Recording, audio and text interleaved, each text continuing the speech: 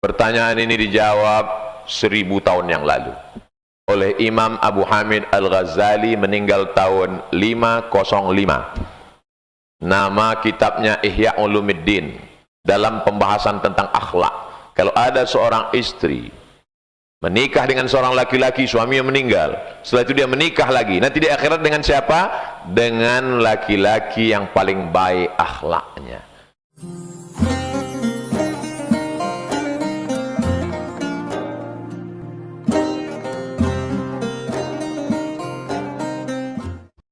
Spiritku dalam hijrah kembali menikah,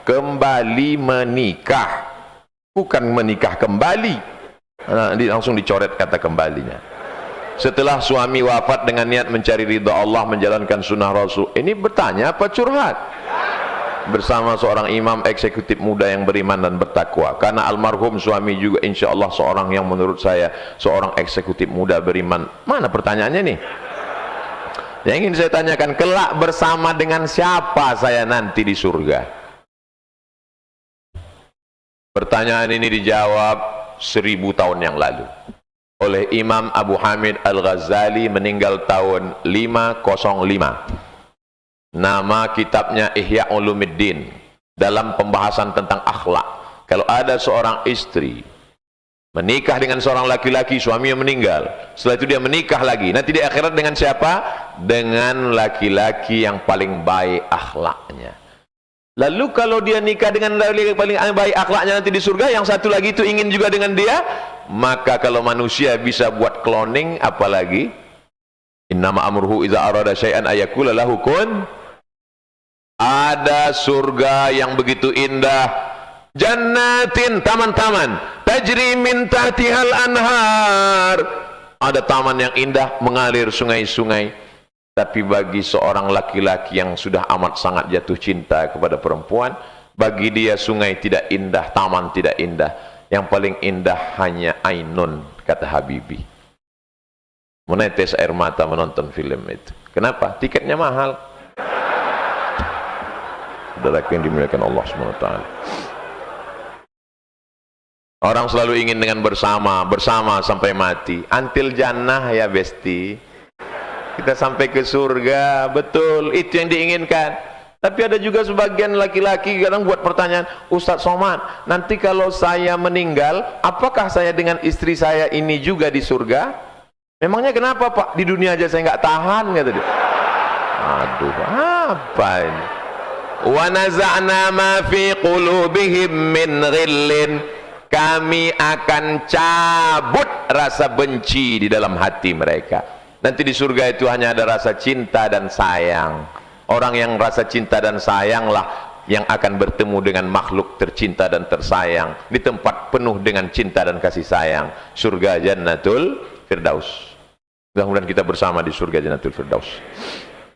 Nama Bapak Fulan. Menurut data statistik 2022, jumlah penduduk Indonesia untuk laki-laki 133 juta, perempuan 136 juta. Peluang guys, mohon mabuk, saya cuma mancing mereka aja. Yang ingin saya tanyakan, kalau jodoh 1:1, perempuan yang lebih banyak 3 juta ini ada jodohnya kah? Banyak sekarang anak-anak muda dinanya, Ustadz, gimana tandanya dia jodoh saya? Apakah jodoh itu takdir? Yang penting ente usaha, ikhtiar, sukses, berhasil. Saya yang nggak seganteng kalian, yang kurus kering hitam begini, coba kalian itu komen-komen di medsos, di Instagram, Ustadz jadikan aku yang kedua dong. Ini kalian kalau tetap juga nggak nikah, ini bisa silap saya ini lama-lama. Kok bisa kalian cuma nanya-nanya aja? Action. Tapi jangan mentang-mentang udah ngaji, semangat, spirit hijrah, pulang dari sini langsung tantang petenteng hari Ahad langsung datang, Pak, aku ingin meminang anakmu dengan bismillah. Mohon maaf ya dek, udah ada yang ingin minang dengan surat Ar-Rahman. Modal bismillah kepedean. Makanya kalau minang anak gadis orang itu jangan sendiri, bawa kiai. Saya aja saya bawa kiai. Kiai yang ngomong, kita tinggal nenang aja. Apa tuh Kiai Hasan? Ngomong, kata Kiai, kamu yang tablik akbar menggelegar, ngomong. Enggak, Kiai aja sini. Selamat. Bawa Pak JK. Apalagi kalau antum bawa Pak, Masya Allah, beliau jenderal, pasti diterima. Jangan bawa saya. Kalau saya, kalian bawa saya yang diterima.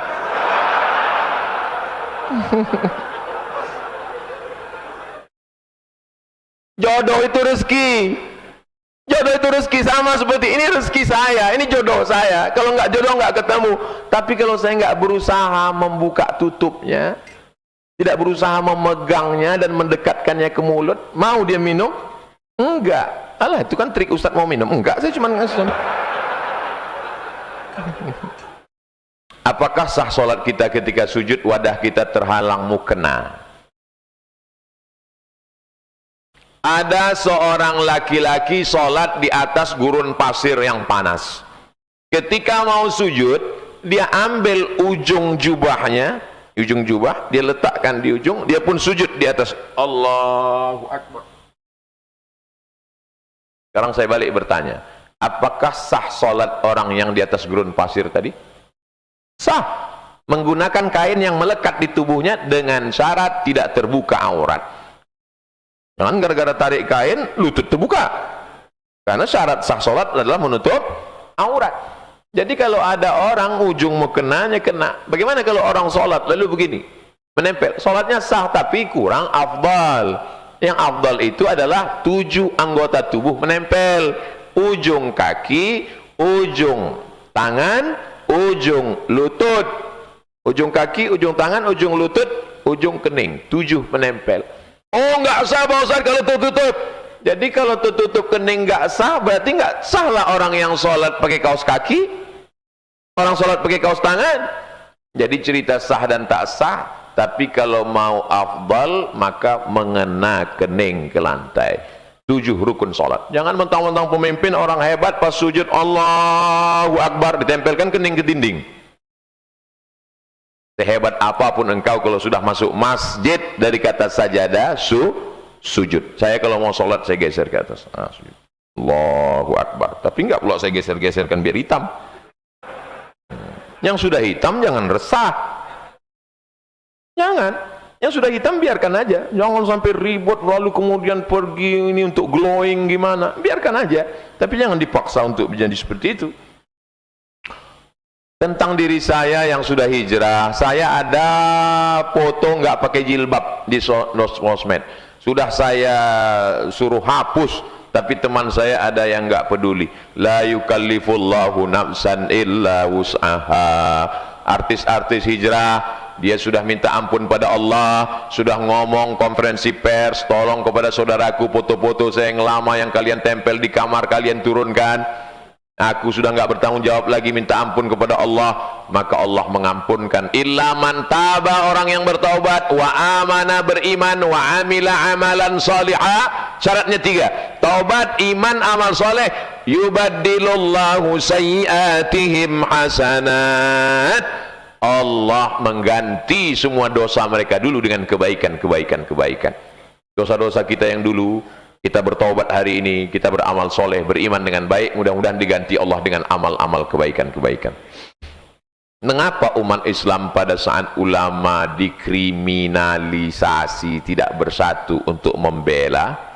Mereka membela, cuman takut. Belanya dalam hati. Pas ketemu baru dia ketemu bisik, saya bela Ustadz kemarin. Membela itu tunjukkan dengan jelas. Walaupun kau seorang perempuan, kau bela anakmu, kau bela ulamamu, kau bela saudaramu, kau berteriak as-sakitu anil haq syaitan akhras. Diam melihat kebenaran diinjak-injak, berarti kau setan bisu. Kau biarkan orang menyebarkan kebohongan, satu bohong ditutup dengan 100 kedustaan, dan kau diam. Pada akhirnya orang ragu. Kalau orang betul tidak bersuara tentang batil, nanti yang lama-lama orang batil merasa betul, orang betul merasa batil.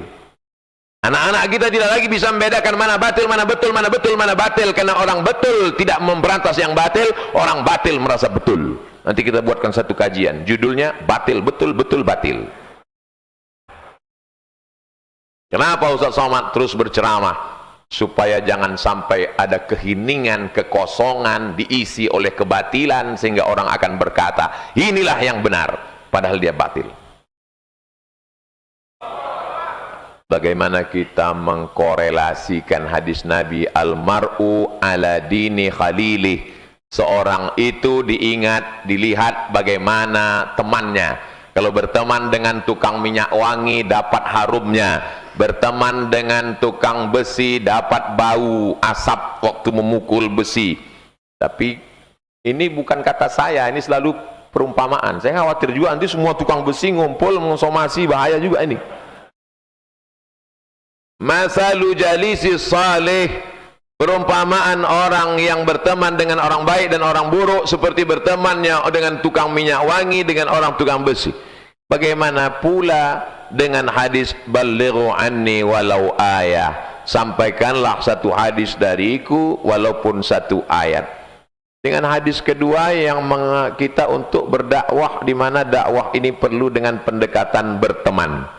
Maksudnya gini, Ustaz Somad, boleh nggak saya berteman dengan orang peminum khamar? Kamu ini kan mau mancing, yakinkan dulu tali pancingnya kuat dan gagangnya kuat. Kalau yakin, mancinglah. Dikhawatirkan kalau kamu lemah, nanti kamu nggak bawa ikan, kamu dilarikan ikan. Nah, jadi kalau hijrahnya sudah kuat, bertemanlah dengan teman-temanmu yang lama, maka kamu mempengaruhi. Banyak sekarang orang, saya berteman dengan dia, saya mau mempengaruhi. Kalau kamu mempengaruhi, kenapa kamu sekarang mabuk sekarang? Ini untuk pendekatan aja. Mabuk-mabuk dikit dimaafkan Allah. Oh, nggak bisa. Man askara ma askara qali kathiruhu fa qaliluhu haram. Kalau banyaknya haram, maka sedikitnya pun juga Cara tentang mati, saya sebagai petugas pemulihan jenazah mau nanya, apakah kuku mayit dipotong? Sebab ada yang bilang tidak boleh dipotong. Tidak boleh ada yang dikurangi dari jenazah itu kecuali najis. Kecuali ada najisnya, makanya dikorek pakai kain, korek telinga, korek. Kalau ada kukunya itu yang berdaki, yang kotor, lalu kemudian jangan sampai terlalu keras karena menyakiti. Menyiramkan airnya pun disiramkan ke tangan, tidak langsung air itu disiramkan gitu. Disiramkan ke tangan, dari tangan itu baru jatuh ke bawah. Begitu. Makanya kita mesti baik sama orang.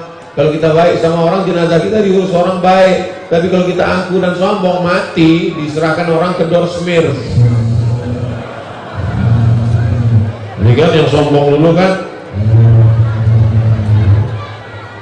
Sombong, makanya yang sombong, makanya ke masjid. Kalau ke masjid pasti jenazahnya diperlakukan baik. Orang nggak sampai hati. Assalamualaikum warahmatullah. Assalamualaikum warahmatullah. Apa kabar Pak Haji, sehat? Meninggal, nggak mungkin dia perlakukan kita jelek. Kasihan Pak Haji kemarin yang baik itu. Oh, kalau nggak aku pernah ke masjid, setiap lewat kaca mobil ditutup, klaksonnya bukan main lagi, teng teng teng. Nah, awas kau mati nanti disemprot mereka. Dimasukkannya brus WC ke mulut kau. Maka yang tidak boleh dibuang kecuali adalah najis atau darurat tingkat tinggi. Selain itu maka tak boleh kita kurang-kurangi jenazahnya. Tuan Guru, dalam sholat subuh ada doa kunut. Apakah kunut itu sunnah muakkadah bacaannya atau angkat tangannya? Sepaket. Wahai Imam Ahmad bin Ambal, Imam Ambali, ya, sholat subuh itu ada kunutnya enggak?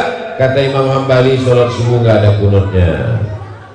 Oh, jadi kalau sholat subuh Imam Ambali enggak pakai kunut? Enggak. Itu makanya waktu umrah, waktu haji di Makkah Madinah ada enggak kunutnya? Enggak ada. Kenapa? Karena Saudi Arabia sejak revolusi King Saud 1924 Saudi Arabia pakai mazhab Hambali. Dulu sebelum 1924 mazhabnya Syafi'i. Karena Syarif Hussein, Syarif Aunur Rafiq, Habib itu Raja Makkah itu mazhabnya Syafi'i. Makanya Syekh Nawawi Al-Bantani mazhabnya Syafi'i, Kiai Haji Hasyim Asy'ari mazhabnya Syafi'i, Syekh Soleh Darat Al-Samarani mazhabnya Syafi'i. Semua yang alumni dari Makkah waktu itu mazhabnya Syafi'i. Tapi begitu berganti rezim, berganti mazhab jadi Hambali. Imam Muhammad bin Hanbal dia nggak pakai kunut subuh. Imam Ahmad bin Hanbal, ya, kalau kunut subuh itu dibaca ada kunut subuh nggak? Kata Imam Ahmad bin Hanbal nggak ada kunut subuh. Lalu kemudian orang ini nanya, gimana kalau saya pakai mazhab Hambali tapi imamnya bermazhab Syafi'i? Ada jamaah di Masjid At-Taqwa dia mazhabnya Hambali, imamnya pakai mazhab Syafi'i. Kata Imam Hambali, kalau imam mau baca kunut, angkat tanganmu dan ucapkan amin. Jadi nggak dipisah antara angkat tangan. Itu yang ngomong bukan saya, Imam Hambali, imam mazhab. Imam mazhab, angkat tangan dan ucapkan amin. Allahumma hdina fi man hadait, amin. Wa afina fi man afait, amin. Wa tawallana fi man tawallait, amin. Wa barik lana fi ma a'tait, amin. Wa qina bi rahmatika syarra ma qadait, amin. Sisanya tidak diaminkan, ikut baca. Fa innaka taqdi wa la yuqda 'alaik wa innahu la yudhillu man walaik wa la yu'izzu man adait wa rabbana wa ta'ala wa lakal hamdu 'ala ma qadait. Nastaghfiruka wa natubu ilaik. Istighfar dengan salawatnya dibaca jahat. Wa sallallahu ala sayyidina Muhammadin nabiyil ummi wa ala alihi wa sahbihi wa baraka wa sallam. Allahu akbar. Itu langsung ucapan Imam Ahmad bin Hanbal. Sudah saya tulis dalam buku 37 Masalah Populer. Makmum yang pantas berdiri di belakang imam itu siapa? Yang bisa jadi imam cadangan.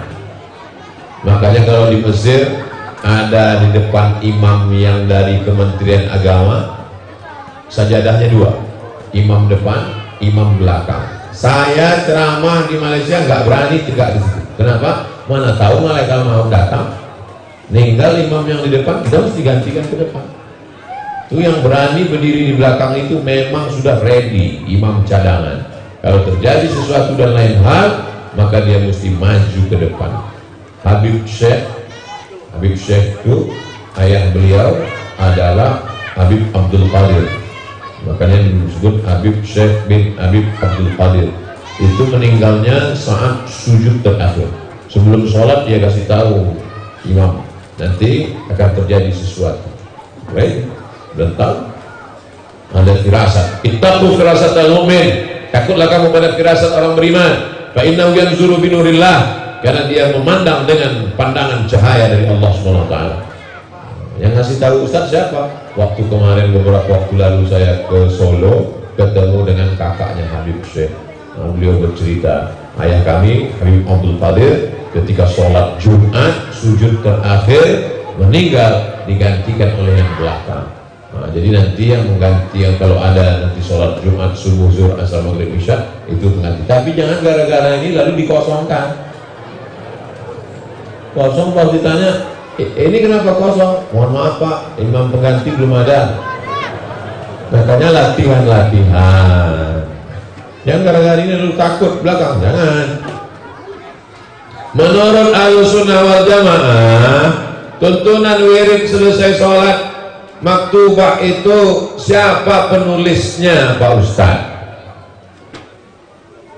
Astaghfirullahaladzim alladzi la ilaha illa huwal qayyum wa atubu ilaihi la ilaha illa huwa syarika lahu lahul mulku wa lahul hamdu wa yuhyi wa ala kulli syai'in qadir. Allahumma antas salam wa minkas salam wa ilaika yarji'u salam sampai habis. Bismillahirrahmanirrahim. Alhamdulillahi rabbil alamin wa ilahukum ilahu la ilaha illa huwal rahmanur rahim. Allahumma la mani'a lima a'taita wa la mu'tiya lima mana'ta wa la radda lima qadaita wa la yanfa'u dzal jaddi minkal jaddu illa anta maulana subhanallah. Habis itu kul alhamdulillah 33 kali, Allahu akbar 33. Itu bukan disusun orang, itu hadis. Cuman hadisnya tidak satu. Hadisnya ada dalam Sahih Bukhari, ada dalam Sahih Muslim, ada dalam Sunan Abi Dawud, ada dalam Sunan Tirmidzi, ada dalam Sunan Nasai, ada dalam Sunan Ibnu Majah, ada dalam Musnad Ahmad bin Hanbal, ada dalam Sunan Ad-Darimi, ada dalam Muwatta Imam Malik. Lalu siapa yang menyusunnya? Datanglah Imam Nawawi, imam nomor 2 paling besar dalam mazhab Syafi'i, Imam Syafi'i meninggal tahun 204, Imam Nawawi meninggal tahun 676, jarak antara keduanya 400 tahun. Dia susun satu kitab susunan zikir namanya kitab Al-Azkar. Jadi kalau mau mengkaji kitab zikir terlengkap, itu ditulis oleh imam dalam mazhab Syafi'i, namanya Imam Muhyiddin Abu Zakaria Yahya bin Syaraf An-Nawawi, berasal dari Damaskus, Suriah. Nama kitabnya Al-Azkar. Mengapa Allah menempatkan surat Al-Fatihah yang pertama dalam Al-Quran, padahal surah yang pertama turunkan Al-Alaq? Ya terserah Allah, Quran punya dia, apa yang kita urus?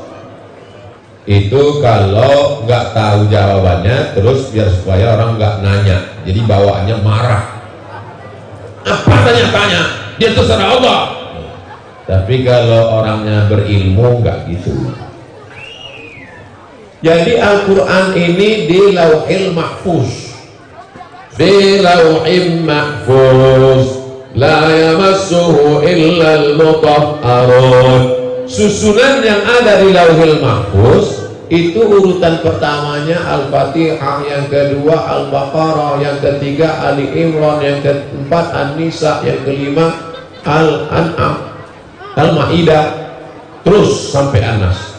Itu ada di Lauhil Mahfuz. Dari Lauhil Mahfuz turun ke Baitul Izzah. Baitul Izzah itu stasiun transmisi. Dari Lauhil Mahfuz turun ke Baitul Izzah. Sama susunannya. Al-Fatihah, Al-Baqarah, Ali Imran, An-Nisa, Al-Ma'idah sampai ke An-Nas, turun dari Lauhul Mahfuz ke Baitul Izzah. Dari Baitul Izzah turun ke Nabi. Yang pertama turun adalah Iqra bismi rabbikal ladzi khalaq, khalaqal insana min 'alaq, iqra wa rabbukal akramul ladzi 'allama bil qalam, 'allamal insana ma lam ya'lam. Jadi kalau ditanya orang, kenapa Quran yang ada di tangan kita sekarang pertamanya Al-Fatihah bukan Iqra? Karena yang dibacakan Nabi kepada sahabat-sahabat sebelum meninggal adalah susunan berdasarkan yang ada di Lauhul Mahfuz, bukan berdasarkan susunan kronologis turunnya. Jelas? Insyaallah ceramah Ustaz Somad selama ini jelas. Kalau ada orang mengatakan ceramah Abdul Somad itu nggak jelas, pertama otaknya nggak kuat, yang kedua paketnya nggak ada. Insyaallah jelas. Kenapa dalam Quran kalimat wal yatalattaf dicetak hitam tebal ada tanda merah? Katanya waktu Utsman meninggal pas lagi baca Quran, tiba-tiba ada orang membunuh dia pakai pedang, darahnya muncrat pas ke wal yatalattaf. Itu maka merah Pak Ustaz. Dihitung huruf Al-Quran itu dari Bismillah sampai An-Nas, ketemu huruf kata yang paling pertengahan, itulah dia wal yatalattaf wa la yus'iranna bikum ahada. Kamu pergi ke warung beli makanan, wal yatalattaf, tapi pelan-pelan, wa la yus'iranna bikum ahada, supaya orang di pasar nggak ada yang tahu bahwa kita sedang bersembunyi di dalam gua. Di Jakarta paling banyak gua. Siapa lu, siapa gua? Ini cerita tentang Ashabul Kahfi. Mereka terbangun, lapar, ambil uang, kasih ke temannya, pergi ke pasar, beli makanan, tapi jangan gerasak gerusuk. Wal yatalattaf wa la yus'iranna bikum ahada. Dia pun pelan-pelan beli. Ada nasi uduk. Ada, pas dikasih uang, pedagangnya kaget. Ternyata ini uang 300 tahun yang lalu. Karena mereka tertidur salah sami'ati wasdadu tis'a, tidurnya 309 tahun. Rupanya rezimnya udah berubah. Dulu dia suka mengejar anak muda, sekarang pemimpinnya soleh. Akhirnya mereka datang ke gua itu. Setelah Allah menunjukkan kuasanya, meninggallah semua ashabul kahfi, anak-anak muda. Innahum fityatun amanu bi rabbihim wa zidnahum huda. Mereka sekelompok anak muda yang imannya kuat, hidayahnya bertambah-tambah. Wal yatalattaf itu adalah setelah dihitung kata yang pertengahan, dihitung dari awal dan dari ujung Al-Quran. Apa ciri-ciri orang mati husnul khatimah? Man mata yaumal jumu'ah, siapa yang meninggal hari Jumat, sore Jumat, petang Jumat, malam Jumat, wuqiya min azabil qabri. Di antara tanda mati husnul khatimah, meninggalnya hari Jumat. Tapi jangan disetting. Ada keluarga ditanya ke dokter, gimana dok? Ini nampaknya perlu kita pasang alat. Pas hari Kamis sore, tolong nanti malam cabut ya. Bisa, matinya mati normal. Yang kedua, tanda orang mati husnul khatimah, irqul jabin. Ada keringat, jabin pada bagian kening atas pelipis nih basah. Kenapa basah? Biasanya orang kalau tersipu malu merona merah wajahnya. Ketika malaikat menunjukkan tempatnya di surga, fulan bin fulan, ini tempatmu di surga. Dia malu melihat tempatnya di surga karena amalnya nggak sesuai. Amalku nggak terlalu banyak, ya Allah, kok bisa aku masuk surga? Saking malunya, maka respon terakhirnya mengeluarkan keringat. Ini pun jangan direkayasa. Jangan mentang-mentang kata Ustaz Irqul Jabin, meninggal jam 12 malam, langsung jam 5 pagi sebelum tamu datang semprot. Langsung ambil kamera. Hai guys, inilah meninggal husnul khatimah, berkeringat keningnya. Yang keempat, ada tanda-tanda tersenyum di wajah. Nampak tuh kelihatan. Banyak pejuang-pejuang Palestina yang meninggal itu dalam keadaan tersenyum. Ini pun nggak bisa dibuat-buat. Jangan udah meninggal pas malam mau di stel-stel begini-begini kan. Nggak bisa. Kita pasrahkan aja.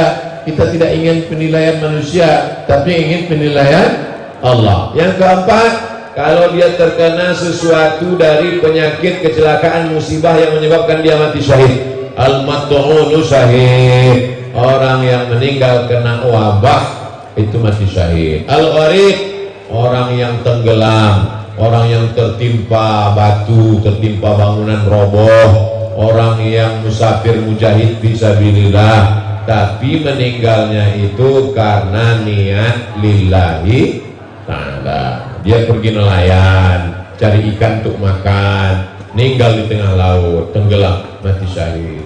Adapun pelakor liburan ke pantai tenggelam, mudah-mudahan pelakor ini mati syahid. Syahid dari Hongkong. Nah, itu diantara ciri-ciri mati husnul khatimah. Bagi jamaah yang ingin berpartisipasi membantu pengadaan karpet masjid ini, tolong bantu kepada seluruh jamaah. Karpet kita masih hutang. Mana kotak-kotak? Sebarkan kotak-kotak. Mudah-mudahan selesai ini nanti. Kotak. Nggak ada dibuatkan QRIS. Perlu dibuatkan nanti jamaah pergi ke Bank Syariah Indonesia, buatkan QRIS langsung supaya jamaah datang dipasang di depan pintu sana. Datang kalau dia datang langsung dia cek. Tidak boleh masuk karena cuma 2.000 katanya. Jadi kadang jamaah ini nggak bawa uang cash, maka dia ini semua sarana. Kalau ada tabligh akbar pengajian nanti siapapun Ustaz Habib buat di atas, buat transfer ke Bank Syariah Indonesia, Bank Jakarta Syariah, Bank Jabar Syariah ke nomor berikut ini. Ini supaya membantu kita supaya jangan sampai kita malu di hadapan Allah, rumah Allah dalam terlilit. Bagaimana cara mempertahankan spirit hijrah pada saat ini dengan kondisi yang sangat dinamis Pak Ustadz? Setelah hijrah berjamaah, setelah berjamaah istiqomah, setelah istiqomah husnul khotimah. Sudah hijrah? Alhamdulillah. Jangan lupa berjamaah, jangan sendirian, jangan sendirian, karena yang sendirian itu jomblo. Tapi tetap berjamaah, apapun nama jamaahnya datang, komunitas pejuang subuh, komunitas Al-Azhar, komunitas apapun, berjamaah. Hijrah, berjamaah, istiqomah, pasti husnul khotimah. Itu janji Allah Subhanahu wa taala. Allah kalau sudah berjanji, innaka la tukhliful mi'ad. Kalau malam-malam komunitas tiba-tiba datang nelpon, udah sholat tahajud belum? Kamu kok belum pakai celana panjang nutup aurat? Anakmu kok enggak pakai hijab? Jangan marah. Ini sekarang banyak orang kalau ditegur sama komunitas dakwah, urus aja surgamu, jangan urus nerakaku. Langsung dibuat baju kaos di belakang, urus surgamu, jangan urus nerakaku. Kalau ada teman kita ngajak tahajud malam, dia ingin masuk surga bersama. Aku sebetulnya bisa masuk surga, cuman kalau nggak ada lu nggak rame, beb. Itu tanda dia sayang, jangan marah. Saya malah senang sekali kalau ada jamaah WA malam, Ustadz, di tengah malam yang Masya Allah khusyuk ini, aku mendoakan engkau Pak Ustadz. Sebetulnya dia mau ngecek juga, ini Ustadz tahajud apa enggak? Hijrah, berjamaah, istiqomah, husnul khotimah. Nama saya Bapak ada sensornya, dari Makassar, Sulawesi Selatan. Apa upaya kita sebagai dai agar para dukun-dukun bisa hijrah dan bertaubat? Saya berharap kepada dukun-dukun yang sudah hijrah, buatlah komunitas dukun hijrah. Nanti kita buat tablik akbar bersama, lalu kita bongkar kejahatan dukun-dukun ini. Saya tinggal ceramahnya, man atakahinan, siapa yang datang ke dukun, fasaddaqahu bima yaqul, percaya pada omongan dukun, falam tuqbal lahu salatun arba'ina lailah, tak diterima salatnya 40 hari 40 malam. Ketika kecurangan dukun dibocorkan, lalu kemudian customer mulai nggak datang berkurang, mereka nggak nyantet, malah lapor polisi. Emang dukun ini lucu-lucu juga emang. Kalau memang bisa nyantet, kenapa nggak ente santet? Kenapa lapor? Aduh, capek deh. Jadi dakwah jangan pernah berhenti. Abdul Somad dari dulu sebelum heboh-heboh ini, pada zaman Umar bin Khattab, Abu Bakar sudah kita bahas, Umar bin Khattab membuat razia dukun. Satu hari dipancung, pernah memancung potong kepala 3 dukun karena dihukum kafir murtad karena sudah menyembah setan. Dukun-dukun yang ditangkap dirazia 3 hari, tangkap, tanya 3 hari, tangkap hari Ahad, hari Senin tanya, sudah tobat? Belum. Hari Selasa, tobat? Belum. Hari Rabu, tobat? Belum. Selesai. Andai didirikan hukum Islam, sudah lama dukun ini selesai. Gak sempat dia hidup di zaman sekarang. Oh, ini melanggar hak asasi manusia. Eropa pada masa Renaissance abad ke-15, demokrasi, maka pada saat itu ada razia, dukun-dukun ditangkap, dibakar hidup-hidup. Jadi kalau hari ini ada orang mempermasalahkan perdukunan, maka sesungguhnya dia layaknya hidup di zaman batu. Mudah-mudahan para dukun bertobat insya Allah. Sekarang anak-anak muda, ada anak muda naksir sama cewek, lalu hai adik, apa kata cewek? Miskin kucing kurap. Cinta ditolak, dukun bertindak. Padahal sudah sekolah, sudah kuliah. Ini namanya bodoh yang terpelihara. Mau naik jabatan, ke dukun. Dagangan tidak lancar, ke dukun. Jadi dukun ini sebetulnya dia pun yakin karena pasien ini, dia sebetulnya udah lama mau tobat, tapi karena datang terus orang, enggak, nantilah tobatnya. Untuk pemuda sekarang, bagaimana agar bisa menjadi pelopor hijrah seperti para nabi, seperti ustadz? Jangan seperti saya, jadi saya ini berat, biar aku aja. Seperti Pak Yusuf Kala, tanya Pak JK nanti. Bagaimana bisa seperti beliau, terus aktif bersemangat. Aktif beliau, saya tidak tahu keaktifan beliau, tapi zahir dan batin beliau aktif. Zahirnya darah, palang merah. Bayangkan kalau orang sampai nggak punya darah, mati. Batinnya Dewan Masjid Indonesia, zahir dan batin. Saya khawatir kertas ini terpilih nanti. Tapi kita serahkan aja lah sama mereka. Assalamualaikum warahmatullahi wabarakatuh. Ustaz. Waalaikumsalam.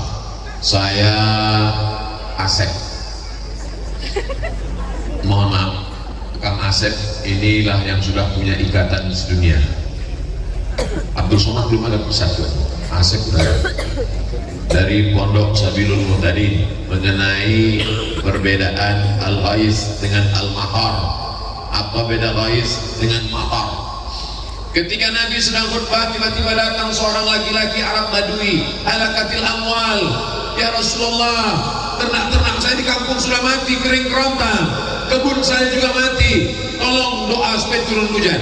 Nabi tidak mengatakan amtir, tidak digunakan kata matar, tapi digunakan kata ghais. Aghisna, aghisna, aghisna, turunkan hujan, turunkan hujan, turunkan hujan. Kapan penggunaan matar? Fasa'a matarul munzarin, seburuk-buruk air yang turun sebagai azab. Amtir alaina hijaratan, turunkanlah hujan kepada kami batu. Jadi dari dua penggunaan tadi, kalau ghais itu untuk hujan sebagai rahmat, kalau matar itu biasanya digunakan untuk sebagai laknat. Mudah-mudahan yang turun kepada kita hujan rahmat, bukan hujan laknat.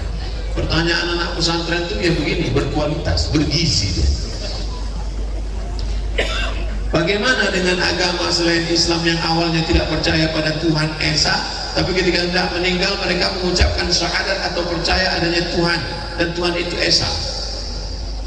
Kata Imam Fakhruddin Ar-Razi, malaikat maut di keningnya tertulis La ilaha illallah. Supaya apa?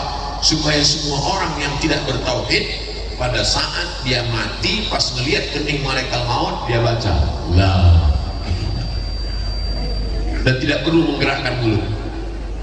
Kalau nyebut Bang Haji tetap menggerakkan mulut, bolot. Tapi kalau menyebut la ilaha illallah nggak perlu menggerakkan mulut, la ilaha. Kenapa? Karena saat sakratul maut itu berat, maka ditulis saking inginnya Allah, wala tamutunna illa wa antum, jangan mati melainkan dalam keadaan muslim. Makanya ketika sholat kita katakan inna sholati wa nusuki wa mahyaya wa mamati lillahi rabbil alamin la syarika lahu wa bidzalika umirtu wa ana minal, saya ingin mati muslim. Tapi kenapa kalau mati muslim, kenapa orang muslim itu mesti bersyahadat disaksikan orang ramai di masjid? Supaya jenazahnya bisa diurus fardu kifayah, dimandikan, dikafankan, disolatkan, dikuburkan. Kenapa di karena nggak bisa mandi sendiri, maka dikafankan, dimandikan, disolatkan. Bapak Ibu semuanya, selesai sholat Jumat ini jangan pulang, kita tunggu ada yang mau syahadat masuk Islam.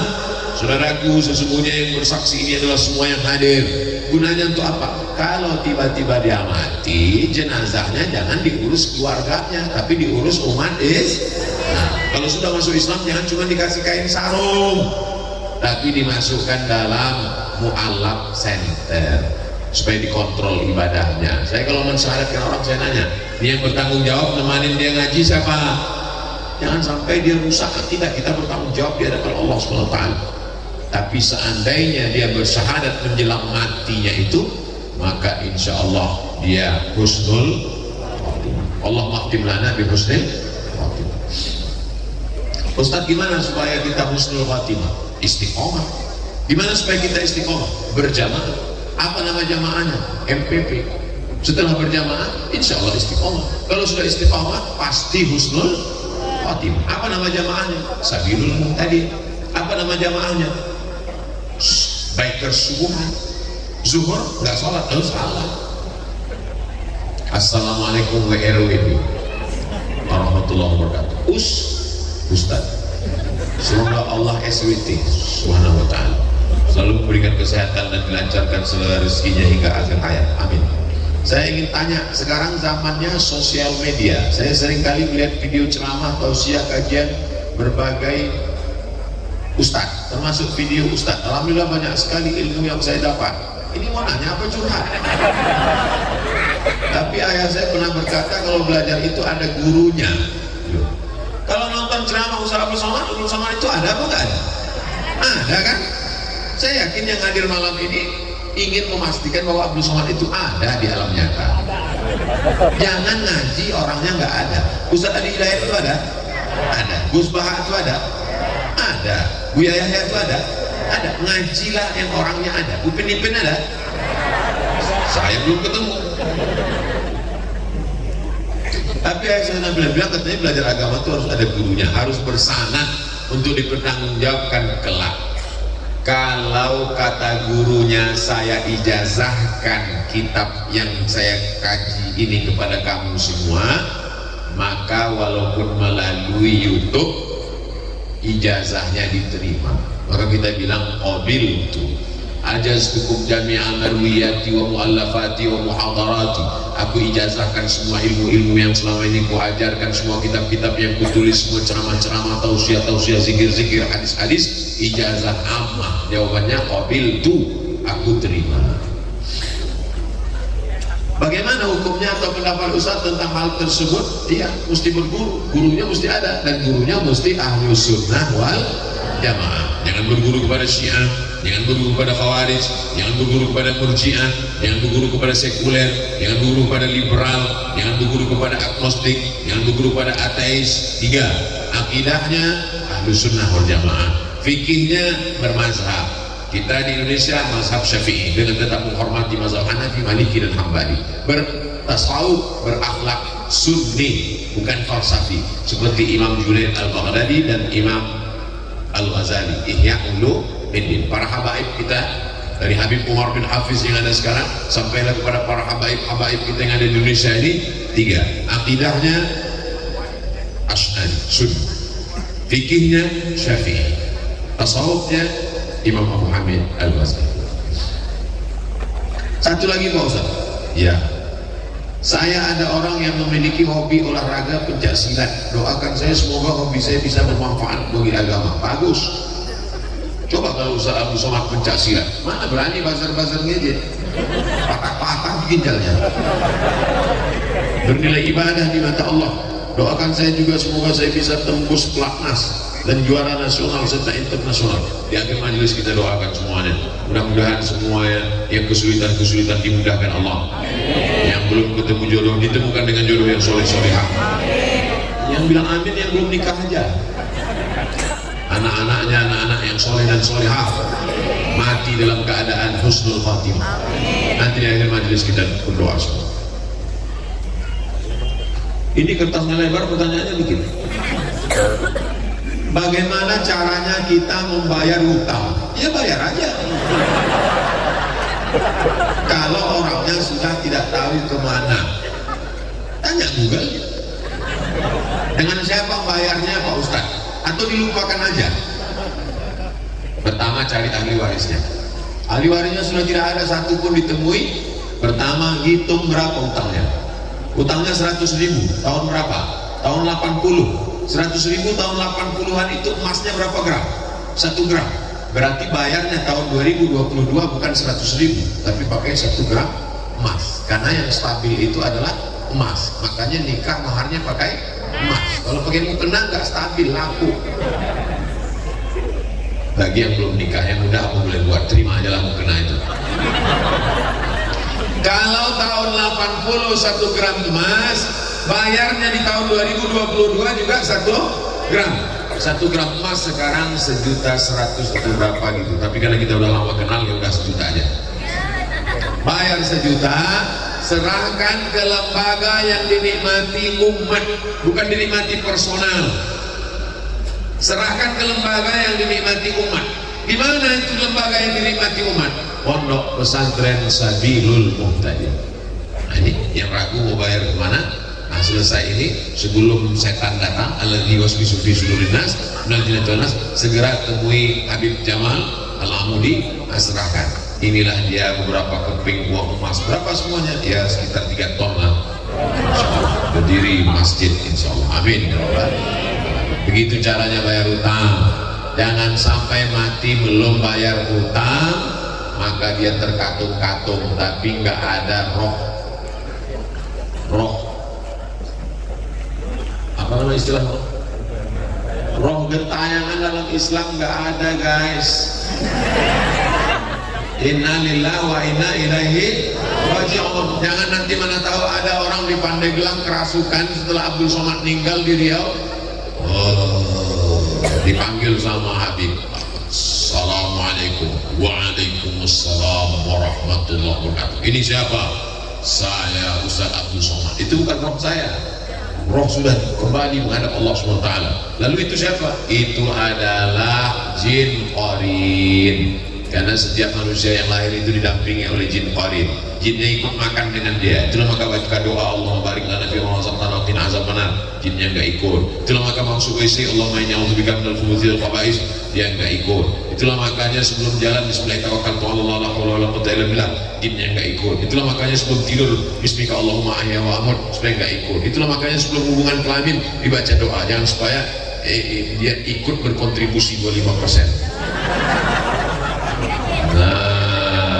Kitanya mati, jin qarinnya nggak mati, dan dia ikut dulu perjalanan dakwah Abdul Somad itu. Ketika ditanya, kalau memang betul kamu Abdul Somad, di manakah kamu pada malam 18-19 Agustus?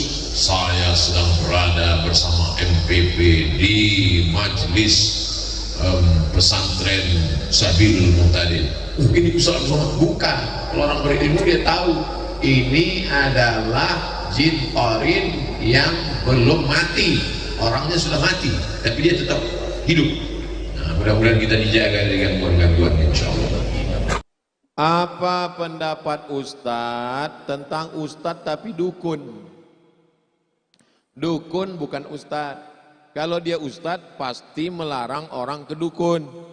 Jadi penggunaan kata Ustadz ini di Indonesia salah. Saya dulu nggak pakai titel-titel itu, Kiai. Mama, mohon maaf, ditulis panjang-panjang itu. Saya dulu ketika baru pulang hanya ditulis Ustadz Abdul Somad aja, nggak ada pakai titel. Sampai akhirnya ada satu koran itu di halaman belakang banyak sekali Ustadz, tapi jual obat kuat, jual minyak lintah, jual pesugihan. Jadi saya khawatir nanti saya diundang untuk ngasih pelet, untuk nyari benda keramat, karena mereka tidak bisa membedakan mana ustadz, mana dukun, mana kiai yang benar, mana kiai KW, bajunya kiai isinya klinik. Maka itulah asal muasal ditulis detail-detail itu. Nah, mohon maaf. Nah, ini tentang masalah dukun, jangan bilang orang pintar, jangan panggil dia kiai, jangan panggil dia ustadz, panggil dia dukun pengikut setan. Man ata kahinan, siapa yang datang ke dukun, fasaddaqahu bima yaqul, percaya pada ucapan dukun, falam tuqbal lahu salatun arba'ina lailah, tidak diterima salatnya 40 hari 40 malam.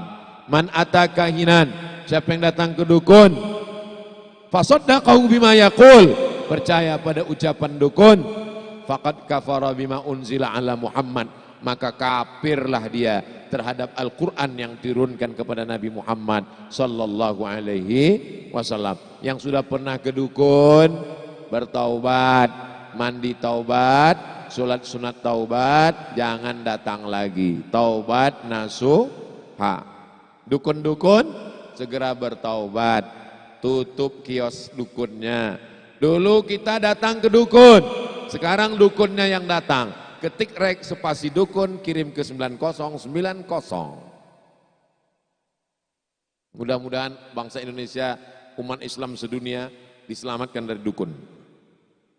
Bagaimana hukumnya meminjam uang di bank keliling untuk kebutuhan sehari-hari? Riba. Pinjam 100 bayar 120. Segera berpindah ke bank syariah yang sudah ada fatwa DSN Dewan Syariah Nasional, ada murabahah, ada mudharabah, ada wakalah, ada hiwalah, ada bagi hasil. Adapun konvensional, apakah bank keliling, apakah kredit, maka riba. Efek riba 5. Pertama, alladzina ya'kuluna riba, orang yang makan riba, la yaqumuna illa kama yaqumul ladzi yatakhabbathu syaitanu minal mas. Nanti bangkit di padang mahsyar, bangkit dari kubur seperti orang kerasukan setan kesambet. Yang kedua, rajulun as'as aghbar, ada orang rambutnya kusut berdebu, yamuddu yadaihi ilas sama, tangannya dia tengadahkan ke langit berdoa, ya Rabb, ya Rabb. Doanya tidak dikabulkan. Kenapa doanya tidak dikabulkan? Mat'amuhu haram, makanannya haram. Masrabuhu haram, minumannya haram. Malbasuhu haram, pakaiannya haram. Wa ghudhiya bil haram. Anak-anak istri yang enggak tahu apa-apa dikasih makan haram. Anna yustajabulah, apakah mungkin doanya dikabulkan Allah? Doa tidak terkabul karena makan haram. 3, uang riba diberikan ke beras, jadi nasi, dimakan. Setelah itu berubah menjadi setetes darah. Darahnya masuk ke jantung, dari jantung menyembur ke otak. Otaknya kotor, nasiyatin, kadzibatin, khati'ah, ubun-ubun kotor, jahat, dosa, gara-gara darah haram yang menyembur dari jantung ke otak. 4, nasi dimakan jadi darah, darah berubah jadi daging. Ayyuma lahmin nabata min haramin, setiap daging di badan tumbuh dari yang haram, fannaru aulabih, tempatnya api neraka. Berat kamu 50 kilo, yang halal cuma 20 saja, yang 30 dari riba haram, dibersihkan dalam api neraka. Na'udzubillah. Yang terakhir, yang kelima, siapa yang tidak meninggalkan riba, fa'dzanu biharbim minallah, berarti dia sudah mengumumkan perang dengan Allah. Perang dengan Rusia saja, Ukraina babak belur, apalagi perang dengan Allah Subhanahu wa taala. Mudah-mudahan Allah menyelamatkan kita dari riba. Kertas terakhir, bagaimana solusinya kalau ingin betah di rumah tapi istri suka marah-marah?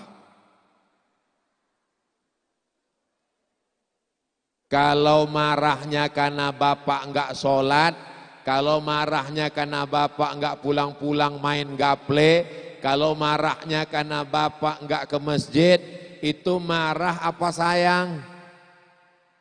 Ibu ingin masuk surga dengan bapak. Ibu ingin bapak terpelihara dari maksiat. Kalau dia nelpon lagi di mana, dengan siapa, pulang jam berapa, itu artinya dia masih cemburu. Kalau dia udah nggak ada cemburu, bo, suaminya kemarin dilarikan pelakor, biar aja, masih ada gantinya. Itu yang paling mengerikan. Tapi kalau dia marah nggak tentu arah, dikit-dikit marah, mungkin kolesterolnya lagi naik. Mungkin habis makan kambing guling, maka tinggal dibawa aja ke pengajian bersama ibu-ibu di majelis taklim. Insya Allah nanti ibu Nyai dengan Mama Dede akan menasehati mereka. Watawasau bil haq, watawasau bis sabr. Jadi marah-marahnya lihat dulu, dia marah kenapa? Kalau marahnya karena niat baik, dinikmati aja. Anggap aja radio rusak. Nanti bapak rindu kalau dia enggak marah. Kenapa? Karena marahnya mengandung makna nasihat. Karena marahnya. Nanti justru kalau dia udah enggak marah lagi, bapak nanya, kok enggak marah-marah lagi? Perasaan hari ini belum, enggak ngisi absen ya? Mudah-mudahan marah kita karena Allah, bencinya karena Allah, cintanya pun karena Allah. Begitu disebutkan dalam hadis Nabi. Al-hubbu fillah wal bughdu lillah. Cinta karena Allah, marah pun juga karena Allah. Yang dikhawatirkan adalah cinta karena hawa nafsu dan marah pun juga karena hawa nafsu. Mudah-mudahan Abdul Somad kalau dia marah kepada dukun, marah kepada qamar, marah kepada korupsi, marahnya karena Allah, karena ingin amar ma'ruf nahi mungkar.